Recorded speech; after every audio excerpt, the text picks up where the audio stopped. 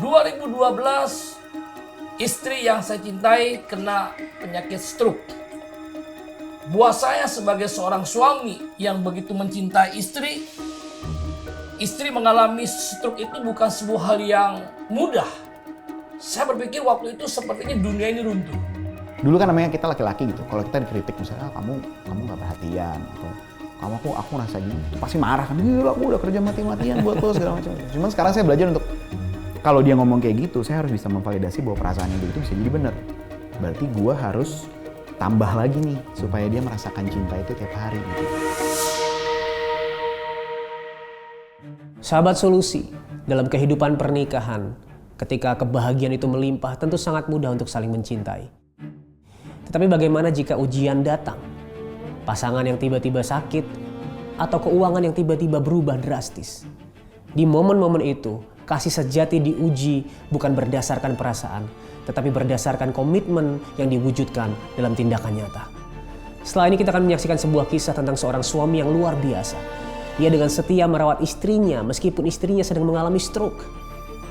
Di saat mungkin orang-orang lain memilih untuk menyerah, dia membuktikan bahwa janji pernikahan bukan sekedar kata-kata, tetapi komitmen seumur hidup. Mari kita saksikan kisahnya.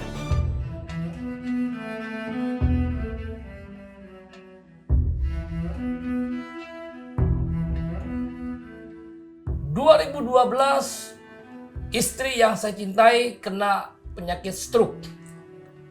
Buat saya sebagai seorang suami yang begitu mencintai istri mengalami stroke itu bukan sebuah hal yang mudah. Saya berpikir waktu itu sepertinya dunia ini runtuh.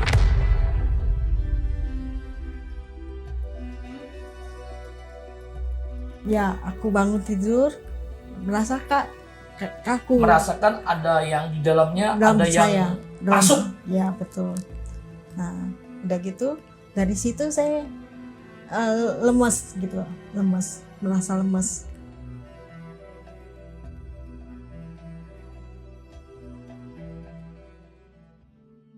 Nah, waktu awal di rumah sakit itu saya berpikir ya hanya sebatas penyumbatan, bukan stroke. Nah, ternyata penyumbatan itu sudah stroke. Stroke-nya bukan ringan. Stroke-nya benar-benar ya gawat, mengerikan dan menakutkan. Dan membuat dia nggak berdaya, membuat dia nggak terlalu tahu sama orang, nggak ngerti sama orang, nggak bisa baca, nggak bisa buat apa-apa. Merasanya ya kaku kakinya. Lebih berat ya jalannya. Karena yang 7 tahun pertama setelah sembuh, sehat. Dia hampir normal. Jalan sendiri, udah bisa khotbah. Nah, tapi stroke yang kedua 2019 ini, ya membuat dia sulit berjalan. Betul. Dan paling parahnya dia nggak bisa lagi khotbah, ngomong dengan lancar. Makanya tadi patahnya pun dia agak susah untuk bicara. Di sininya tahu, tapi dia ngomong keluarnya nggak dapet. Ya berdiri pun dia sulit. Ya, betul. Jalan pun nggak bisa, ngomong pun agak susah. Ya. Secara kecewa ada sebagai manusiawi. Kenapa? Karena apa yang saya imani, apa yang saya minta, kok nggak terjadi. Dan buat saya penghakiman dari iblis, dari orang-orang begitu kuat. Gitu. Saya sedih gitu loh. Saya bilang, Tuhan kok kenapa? Sementara kau pakai saya menyembuhkan banyak orang, tapi kenapa saya minta istri saya Tuhan gak sembuhkan? Sedih, kecewa, ya mungkin marah juga atau gimana. Udah campur aduk lah. Tapi di sisi lain saya tahu bahwa dia Bapak yang baik.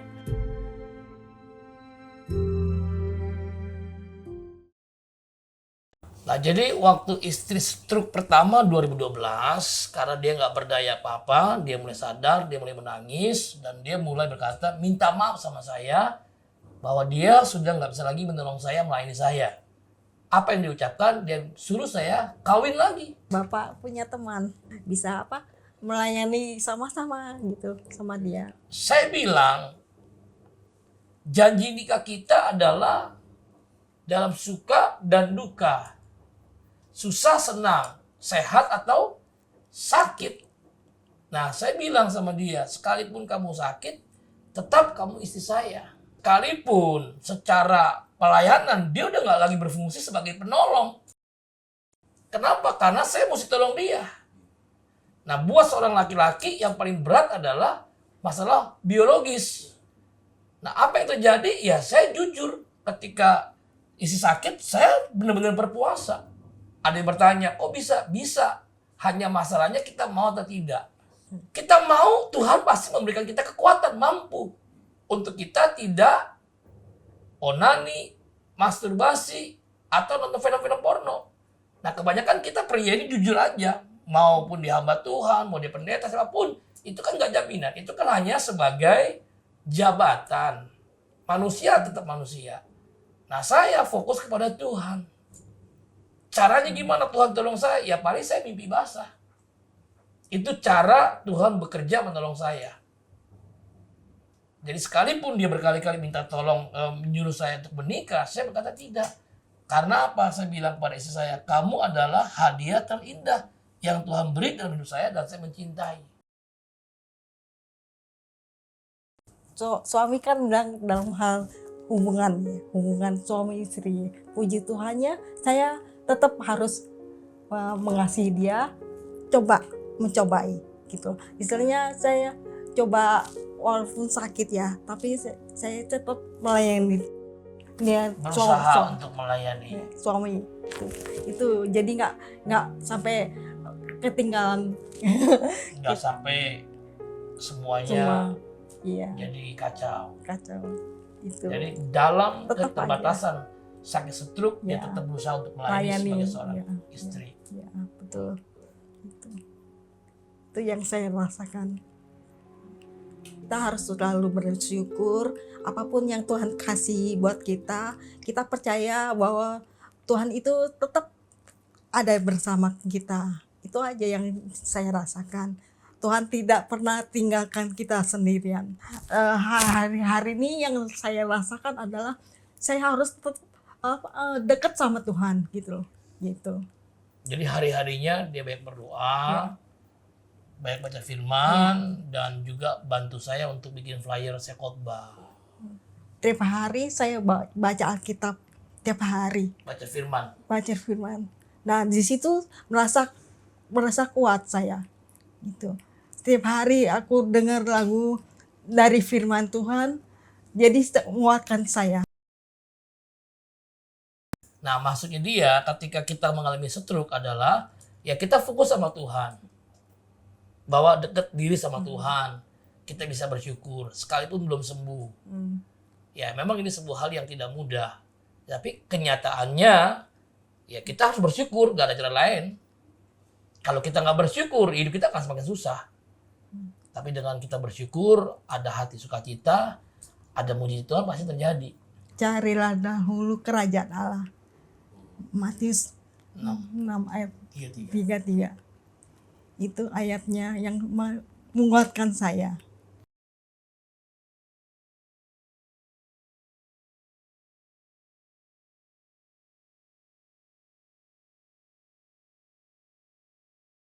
Kisah tadi mengingatkan kita bahwa pernikahan bukan hanya sekedar kebahagiaan di momen-momen yang indah, tetapi juga kesetiaan di saat-saat terberat dalam pernikahan. Bahkan di dalam ujian, kasih yang sejati akan semakin dimurnikan. Jika hari ini sahabat solusi sedang mengalami masalah dalam pernikahan dan rumah tangganya, ingatlah bahwa kasih sejati yaitu Tuhan sendiri ada untuk memberikan kekuatan untuk kita saling mengasihi bahkan di momen-momen yang berat. Namun jika hari ini kamu membutuhkan dukungan dalam doa, kamu bisa menghubungi nomor yang ada di bawah ini. Ini adalah nomor layanan doa dan konseling Cahaya Bagi Negeri. Kami siap untuk mendengarkan cerita kamu dan mendukung kamu di dalam doa. Kami tunggu ya. Setelah ini kita akan ngobrol dengan seorang sahabat yang di dalam rumah tangganya juga menghadapi pergumulan. Namun mereka memilih untuk kembali kepada kasih mula-mula, berjuang bersama dan menemukan kekuatan di dalam Tuhan. Penasaran dengan kisahnya? Mari kita ngobrol dengan dia. Sahabat Solusi, hari ini kita kedatangan seorang sahabat yang akan ngobrol. Saya yakin ceritanya juga pasti memberkati kita semua. So please welcome Kak Berry Likumahua. Halo, Kak, apa kabar? Kabar baik. Kabar baik. Thank you for coming. Dengan Di senang tengah hati. kesibukannya mau mampir ke Solusi Talk untuk ngobrol bareng. Dengan senang hati. Nah, buat mungkin sahabat Solusi yang mengikuti karir KBRI di bidang musik pasti sudah mengenal ya. Tapi buat mungkin ibu-ibu yang mungkin nggak begitu ngerti ya, atau bapak-bapak yang mungkin nggak begitu, boleh nggak kenalin sedikit? Beda demografik ya. Betul. Beda demografik. Iya. Siapa sih seorang Berry Likumahua ini? Yes, nama saya Berry Likumahua. Saya musisi, pemain bass, music director juga, produser juga. Basically saya udah berkarir dari tahun berapa ya? Udah lumayan lama, saya dari 2002, 2003. Wow. Saya awali karir dengan bermain bersama almarhum Glenn Fredly awalnya. Lalu dari situ terbuka banyak kesempatan main Bass Heroes, album Bass Heroes, kompilasi basis Indonesia. Lalu sisanya lebih banyak bantu producing juga untuk beberapa artis seperti Agnes Monica, Dewi Sandra, Marcel, Elo. Wow. Yang terakhir siapa ya? Kunto Aji, Chandra Darusman, Faris RM, ya siapapun yang ngajak main, puji Tuhan kita bisa lakukan.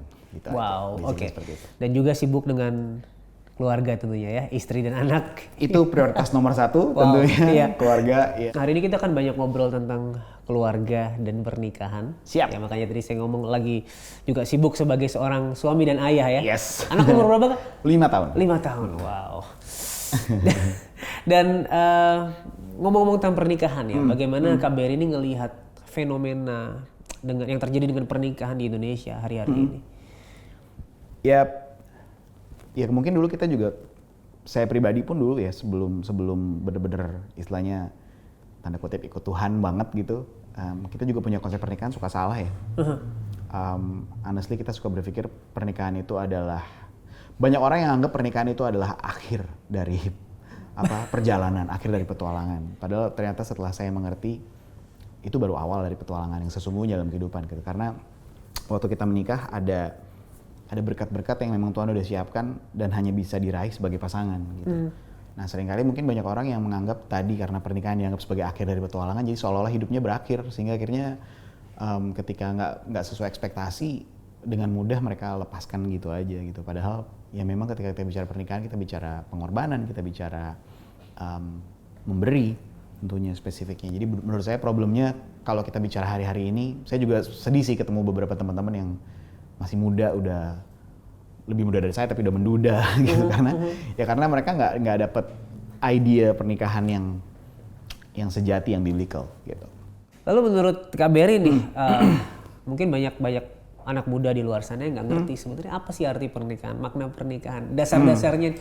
Ini nggak usah sepanjang bimbingan pranikah ya. Iya. Panjang nih kita sore. Ya saya juga masih belajar ya, sampai hari ini juga masih belajar. Tapi yang saya ketahui kalau kita bicara dasar pernikahan secara biblical kan, secara alkitabiah, kita lihat di Efesus 5 tuh. Itu kan dijelasin semua bagaimana seorang istri harus tunduk dan taat sama suaminya. Basically cuma itu yang istri perlu lakukan. Sementara suami daftarnya jauh lebih panjang. Dia harus mengasihi, harus melindungi, apa semua, mempersembahkan itu dengan tidak bercela. Berarti suami selalu dikaitkan dengan Kristus gitu. Kristus sebagai mempelai pria, jemaat sebagai mempelai wanita. Nah yang saya selalu tangkap bahwa ternyata sebagai seorang laki-laki, ya tugas kita memang memberi. Nah seringkali kalau kita punya ekspektasi dan kita punya harapan ketika orang yang kita nikahi atau istri kita nggak memberikan yang kita mau, lalu kita mulai jadinya transaksional gitu. Nah sementara yang saya belajar gitu, again saya masih belajar juga, ternyata harusnya seorang laki-laki, apalagi ketika dia punya istri dan sudah punya anak, ya memang tugasnya dia memberi gitu. Nah dia harus konten di dalam Tuhan, supaya dia nggak pernah ngerasa butuh validasi dari tempat lain. Wow. Gitu. Terjawab nggak tuh? Terjawab. Iya. Jadi yang pasti pengertian, pemahaman yang benar itu akan melahirkan tindakan juga yang sesuai dengan pemahamannya. Kita mengerti bahwa kasih Kristus sudah lebih dulu diberikan kepada kita. Tapi dengar-dengar di awal pernikahan memang, bukan di awal pernikahan ya, awal ketika mau menikah memang tidak mudah ya? Iya, kan istri saya memang kebetulan dari iman yang berbeda tadinya kan. Hambatannya tentu pasti awalnya di keluarga gitu.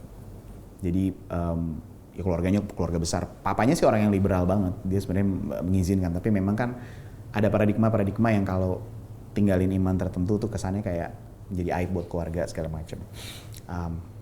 Tapi ya puji Tuhan akhirnya kita sempat akhirnya postpone. Tadi kita mau menikah bulan April, akhirnya kita harus mundur ke bulan Agustus karena banyak penyesuaian lah harus kita lakukan sama keluarga besar, dan akhirnya kita pun menikah di Ambon. Wow. Kebetulan memang istri saya suka banget Ambon, dia memang pengennya nikah di Ambon. Tapi di luar itu juga kita ngerasa ya kalau kita nikah di Ambon tuh kita juga lebih intimate, nggak terlalu banyak keluarga besar sehingga nggak terlalu menimbulkan pertanyaan-pertanyaan juga gitu. Ya puji Tuhan semuanya tetap bisa berjalan dengan baik. Yang paling penting saya dari awal bilang sama papahnya istri saya bilang kalau kita mau menikah, saya mau ini jadi kabar baik, saya nggak mau ini jadi aib. Gitu. Saya maunya ini kabar baik karena kita menikah tuh ini kan plannya Tuhan, bukan kita yang pengen gitu sebenarnya. Jadi saya bilang kalau misalnya Om nggak izinin, it's okay, saya lebih baik gagal daripada saya nggak dapet restu gitu. Sehingga akhirnya puji Tuhan dengan pembicaraan seperti itu, papanya malah memberikan restu, papanya support banget dan untuk kita nikah dia anterin anaknya istri saya sampai ke depan altar sampai kita tukeran dengan prosesi praise and worship tentunya gitu. Jadi puji Tuhan banget semuanya akhirnya berjalan lancar gitu. Wow. Bagaimana waktu itu Kak Berry tahu bahwa ini benar-benar seseorang yang Tuhan taruh untuk menjadi pasangan hidup Kak Berry? Nah, kalau kita cuma pakai modal cinta, bisa jadi semua yang kita lakukan keputusannya sesaat gitu. Karena berdasarkan cuman tadi saya bilang kan naksir-naksiran doang gitu. Kita pacaran dulu sebelum akhirnya nikah tuh 7 tahun. Oh, lama juga. Dan sebelum kita akhirnya, saya ngelamar dia udah dari tahun keempat kita pacaran, saya udah ngelamar mau nggak nikah sama gue gitu, mau gitu. Cuma waktu itu kan pemahaman kita sebenarnya belum terlalu benar gitu. Puji Tuhan tapi seiring berjalan waktu mulai dibenahi pemikiran itu. Tapi di tahun ke-7 atau kayak kita mau melaksanakan pernikahan pun kita duduk lagi, kita ngobrol. Lu beneran ngelihat gue nggak sih di masa depan lu?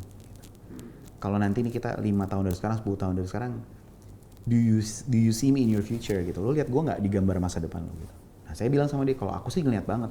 Kalau ada lu di hidup gue nih, hidup gue akan jauh lebih baik. Gue tahu gue punya support yang sesuai. Gue akan ngerasa lebih penuh. Gue akan ngerasa lu seseorang yang bisa mendampingi gue dalam segala hal gitu. Dalam berbagai hal yang kadang orang lain nggak ngerti gitu. Nah dia udah bisa ngerti itu dan demikian sebaliknya. Kalau lu gimana, lu lihat gue nggak di masa depan? Kalau lu lihat, let's do this. Kalau nggak, ya mendingan jangan. Gitu. Nah itu yang menjadi kekuatan besar.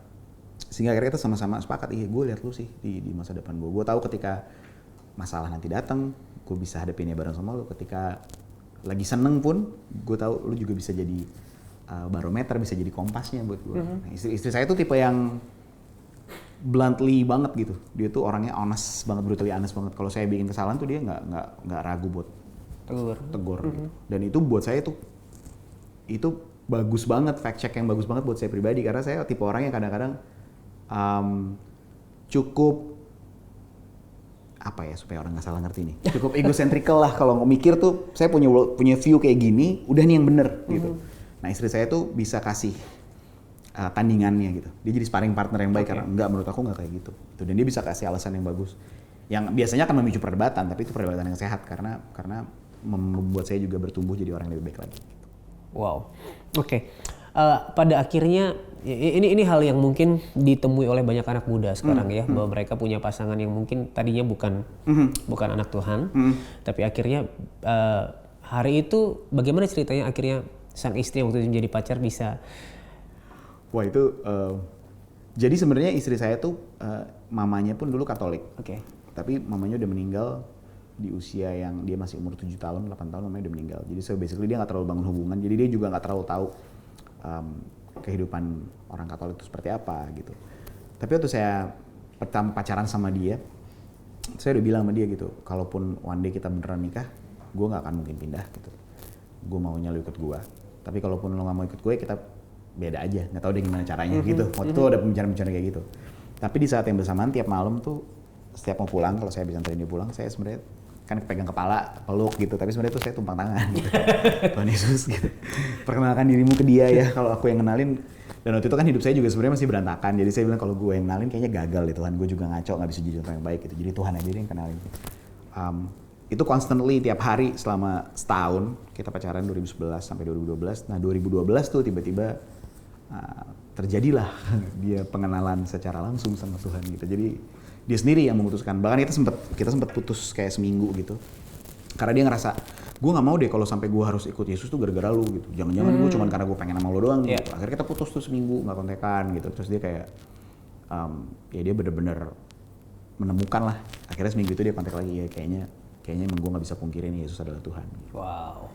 Gitu sih. Oke, supaya topik ini tidak menjadi pembenaran bagi orang, oh bisa apa? Terang dan gelap nih. Ada satu statement apa dari KBRI ini yang ini kan maksudnya gini. Tidak mustahil buat orang mengubah seseorang. Oh, buat Tuhan mengubah seseorang ya. Tapi kan ini bukan berarti kita anak-anak Tuhan boleh bermain api di area ini gitu. Menurut saya salah satu yang paling penting ketika kita bicara kekristenan itu kan bukan sekedar agama. Saya selalu bilang bahwa kekristenan itu bukan agama, karena kalau kita levelkan dia cuma sampai di agama, secara agama tuh kita kalau dibanding-bandingin kita tuh bisa kalah jauh sama agama-agama yang lain gitu. Jadi makanya saya selalu bilang jangan pernah bandingkan kekristenan itu sebagai agama, tapi kekristenan itu gaya hidup. Sehingga ketika kita bicara gaya hidup, kita bicara budaya, kita bicara nilai. Nah menurut saya nilai kekristenan itu sesuatu yang sorry to say tapi nggak bisa dibantah gitu. Karena kalau kita bicara menghidupi nilai-nilai Kristus, itu nilai yang berkorban, nilai yang memikirkan orang lain daripada diri sendiri, bicara tentang sukacita yang bukan dinilai dari hal-hal yang sifatnya barang material gitu, tapi sesuatu yang datangnya dari dalam. Nah menurut saya itu yang harus dibagi terlebih dahulu sebelum kita bicara agamanya sebagai ritual, hari Minggu gereja, ikutan pelayanan, ikutan komsel, bukan itu dulu. Nomor satu value-nya dulu gitu. Ketika dia udah bisa terima value-nya, menurut saya itu akan mengubah paradigmanya gitu. Ketika dia udah bisa nangkep value-nya gitu. Banyak banget juga sekarang orang-orang yang saya tanda kutip mentorin gitu yang datang dari keyakinan yang berbeda. Saya nggak pernah shoving dia harus oke lo harus ke gereja gitu. Hari Minggu ketemu gue, enggak. Saya selalu kasih nilainya dulu. Sehingga ketika nilainya itu berubah, lama-lama dia sendiri yang gue pengen dong lebih serius, gue pengen dong datang gereja, gue pengen dong pelayanan. Sehingga itu datangnya dari keinginan gitu. Nah menurut saya yang kita harus ubah datangnya levelnya di nilai. Ketika nilainya udah sama, baru kita bisa lihat nih kemungkinan orang ini bisa ketemu bareng-bareng sama kita atau enggak. Tapi kalau nilainya belum sama, itu perjuangan yang berat banget. Karena dia hanya akan ada di surface level gitu, hanya di permukaan. Sementara kita harus hajarnya seperti tadi kita bahas tadi, harus selalu di level pemahaman. Betul. Gitu sih, semoga bisa jadi tips. Berat ya, maaf ya. Oke, tapi butuh yang seperti ini ya, karena ini banyak sekali pertanyaan yang mengarah ke sini pastinya. Anak-anak muda zaman sekarang gitu ya. Pasti. Tentu rumah tangga nggak lepas dari yang namanya konflik. Pastinya dong. Dua kepala yang berbeda gitu kan. Tentu saja. Apa yang menjadi pondasi ya KBRI dan istri dalam menyelesaikan konflik dalam pernikahan? Yang pertama tentunya kita selalu ingat bahwa Kristus sebagai kepala keluarga itu dulu nomor satu. Saya juga kepala sih di rumah tangga, tapi istri lehernya. Jadi kalau dia nengok saya harus ikut. Enggak bercanda. Selalu mengingat bahwa role saya sebagai imam di keluarga itu berarti saya punya keputusan terakhir, tindakan-tindakan terakhir. Nah itu sangat membantu sih ketika kita lagi ngadepin banyak hal. Contoh simpel kalau anak saya sakit misalnya, baru minggu lalu nih anak saya sakit, kita harus ambil keputusan apakah dia masuk rumah sakit atau enggak gitu. Wah kita udah debat nih tadinya gitu. Menurut aku sih enggak, menurut aku masuk, enggak, ntar dulu kita lihat gini-gini. Tapi last say-nya tetap ada di saya gitu. Dan istri saya tunduk dengan itu. Ya udah menurut kamu gimana? Kamu yang ambil keputusan gitu. Oke, keputusanku adalah kita pulang dulu hari ini. Kita lihat dalam 2 hari kalau memang ternyata tidak membaik baru kita masuk rumah sakit. Aku nggak mau dia di rumah sakit hari ini gitu. Itu sangat mudah untuk membuat kita istilahnya dismantle keributan kita gitu, langsung taruh senjatanya langsung ditaruh tuh, oke, keputusannya kayak gitu ya, sepakat, yes gitu. Itu jadi kekuatan besar ketika kita mau ambil keputusan-keputusan dalam hidup. Selalu mengingat role saya sebagai imam, tapi juga nggak pernah lupa role dia sebagai penolong gitu. Role dia adalah dia menjadi advisor yang sangat baik gitu. Nah saya harus mengambil keputusan berdasarkan input-input yang dia masukin gitu, yang dia kasih ke saya. Nah itu jadi kekuatan. Tapi di luar itu kalau kita punya konflik berdua, ini cara yang ternyata lumayan ampuh sih. Jujur aja nih, saya cerita apa adanya ya. Waktu kita baru setahun pernikahan, istri saya lagi hamil, berantem kita gede-gedean, sampai satu part kayak ya udah gitu, pulang aja ke rumah bapak lo, lumayan heboh lah berantemnya. Tapi lucunya waktu kita konseling pernikahan, waktu itu kan kita menikah di Gereja Rock Ambon. Mereka memberikan konseling, salah satunya adalah lucu banget, kita disuruh bikin list 10 sampai 15, apa sih yang lo suka dari pasangan lo? Jadi saya tulis tuh apa yang saya suka dari Dinda. Wah, dia cantik, orangnya baik, dia bisa memahami, bla bla bla. Pokoknya ada 10 list. Tiba-tiba waktu kita lagi berantem debat itu istri saya bilang, buka catatan kita nih konseling pernikahan. Oke, dalam keadaan marah gitu kan. Udah buka, baca. Gila lagi ternyata.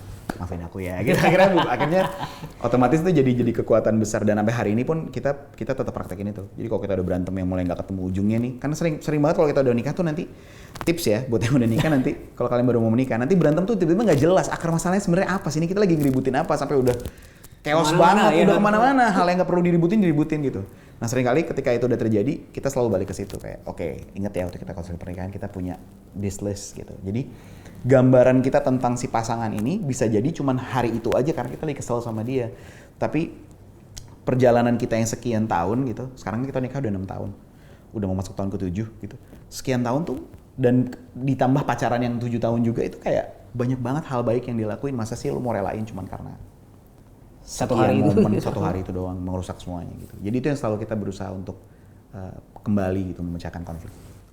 Wow, ini tips yang bagus. Semoga ampuh ya, saya juga ampuh soalnya. Dan bisa langsung dipraktekkan, langsung ditulis ya 10 list apa yang disukai dari pasangan. Oh dan satu lagi kalau buat laki-laki ya, nggak usah malu buat minta maaf duluan. Yes. Karena kadang-kadang kita pride tinggi banget. Kayak kita nggak mau minta maaf dulu. Tapi kalau saya melatih untuk, udah gue minta maaf deh. Mungkin saya nggak perlu minta maaf sama kejadian yang bikin kita debat gitu, tapi paling nggak gue bisa minta maaf sama kelakuan gue dulu deh. Maaf kalau aku tadi bentak, maaf kalau aku tadi kasar sama kamu, maaf kalau aku. Nah itu udah jadi opening yang cukup bagus untuk kita pelan-pelan mendinginkan suasana gitu sih. Sahabat, mungkin ada dari kamu yang hari-hari sedang mengalami pergumulan di dalam pernikahan. Lelah menghadapi pasangan, hubungan yang semakin dingin, atau bahkan berpikir untuk menyerah. Tapi mari kita baca ayat kita hari ini, karena ini akan mengingatkan kita apa arti dari pernikahan sebetulnya. Efesus 5 ayat 31 dan 32. Sebab itu laki-laki akan meninggalkan ayahnya dan ibunya dan bersatu dengan istrinya, sehingga keduanya itu menjadi satu daging. Rahasia ini besar, tetapi yang aku maksudkan ialah hubungan Kristus dan jemaat. Kita harus mengingat bahwa pernikahan adalah perlambangan Kristus dengan jemaat. Kristus yang mengasihi jemaat, Kristus yang setia terhadap kita. Mungkin susah untuk tetap mencintai di dalam hal-hal yang berat. Namun ingatlah bahwa Kristus ketika melewati penderitaan, hal-hal yang berat, bahkan kematiannya di kayu salib, dia tetap setia karena dia mengasihi kita. Dengan mengingat itu, di masa yang berat pun kita bisa terus saling mengasihi. Karena Kristus sudah mengasihi kita. Kita bisa saling mengampuni karena Kristus sudah mengampuni kita. Dan kita bisa terus saling memberi karena Kristus sudah lebih dulu memberi bagi kita. Mari kita berdoa. Bapa di surga, mungkin hari-hari ini ada kami yang mengalami pergumulan di dalam rumah tangga kami. Tapi ingatkan terus bahwa pernikahan kami adalah perjanjian yang Engkau sendiri tetapkan, yang Engkau sendiri desain. Bahwa pernikahan ada perlambangan Kristus dengan jemaatnya. Ingatkan bahwa Kristus sudah lebih dulu mengasihi kami sehingga kami bisa saling mengasihi bahkan dalam keadaan yang berat. Ingatkan kami bahwa Kristus sudah lebih setia lebih dulu Tuhan bagi kami, sehingga dalam keadaan yang berat pun kami bisa setia satu sama lain. Berkati pernikahan kami, terus ikat kami dengan kasih yang sempurna, yaitu kasih Tuhan sendiri. Di dalam nama Yesus Kristus kami sudah berdoa dan mengucap syukur. Amin. Dan bagi sahabat solusi yang hari ini sedang mengalami pergumulan dalam pernikahannya, selain mengingat apa yang firman Tuhan katakan, kita juga butuh dukungan dalam doa. So hari ini kalau kamu butuh dukungan dalam doa, silakan hubungi nomor yang di bawah ini. Ini adalah nomor layanan doa dan konseling Cahaya Bagi Negeri. Kamu bisa menghubungi kami dan kami siap untuk mendengarkan cerita kamu dan mendukung kamu di dalam doa. Bagi kamu yang diberkati dengan acara ini dan kamu rindu acara ini lebih luas lagi memberkati banyak orang, kamu bisa mendukung dengan cara scan QR Code yang ada di layar kamu. Terima kasih sudah menyaksikan episode kali ini. Sampai bertemu di episode selanjutnya. Ingat, Tuhan Yesus sangat mengasihimu dan apapun permasalahanmu di dalam Tuhan, pasti ada solusi.